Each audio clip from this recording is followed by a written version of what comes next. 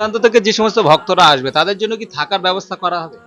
আচ্ছা প্রিয় দর্শক, এই মুহূর্তে আমরা বসে আছি, একেবারে দেখতে পাচ্ছেন এইটা হচ্ছে সুন্দরবনের প্রত্যন্ত একটি গ্রাম, যেটা হচ্ছে পানিখালী, এবং সেখানে এসে উপস্থিত হয়েছেন একেবারে ফুরফুরা দরবার শরীফ থেকে আমাদের পীরজাদা আমাদের সানাউল্লাহ সিদ্দিকী সাহেব। তানার কাছে চলে যাব সরাসরি।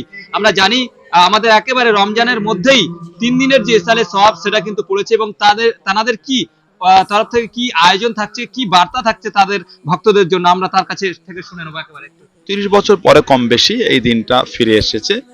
তা আমরা তখন ছোট ছিলাম, অতটা আমাদের আইডিয়া ছিল না, বাট গত বছর আমরা ইসাল সাহাবের যে রমাদান শরীফ অতিক্রম করেছি, আমরা গতবার একটা আইডিয়া পেয়েছি। লক্ষ লক্ষ মানুষ, প্রথম দিন লোক একটু কম হলো, দ্বিতীয় দিন তৃতীয় দিনে অনেকটাই লোকের সমাগম হয়েছিল আলহামদুলিল্লাহ।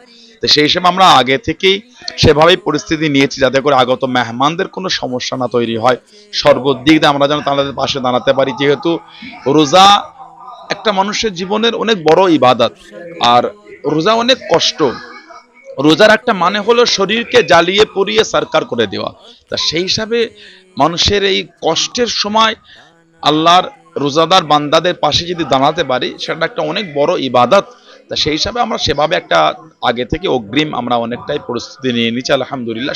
খাওয়া দাওয়া থেকে রেস্ট নেওয়া থেকে শুরু করে এ টু জেড সব দিক দিয়ে আমরা দূরান্ত থেকে যে সমস্ত ভক্তরা আসবে তাদের জন্য কি থাকার ব্যবস্থা করা হবে? সেটা প্রতি বছরই হয়, রমাদান বলে নয়, সেটা আজ বিগত মানে দিন ধরেই চলে আসছে। সেই যে 1891 সনে এই ইসাল প্রথম চালু হয়েছিল। একটা জিনিস মানে এই ইসাল সাহেব কিন্তু মুজাদ্দিদুজ্জামান রহমাতুল্লাহ আলাইহিকে তানার দুয়ার মাহফিল নয়, তানার দুয়ার মাহফিল হলো তেসরা চৈত্র। এই ইসাল সাহেব দাদা পীর সাহেব রহমাতুল্লাহ আলাইহিকে নিজে হাতে কায়েম করেছেন। তা তৎকালীন সময় থেকে কিন্তু এই ইসাল সাহেবের সেই রীতি নীতি ধারা বহন করেই কিন্তু পরম্পরা চলে আসছে, আগত মেহমানদের থাকার খাওয়া দাওয়ার ব্যবস্থা। তা রমাদান বলে নয়, এটা আমাদের এইভাবে নিয়ম হয়ে আছে, লোকের দূর দূরান্ত লোকেদের থাকার যতটা পারি আমরা ঘরের ব্যবস্থা করে তাদের সুন্দর একটা আপ্যায়ন দেওয়ার চেষ্টা করি।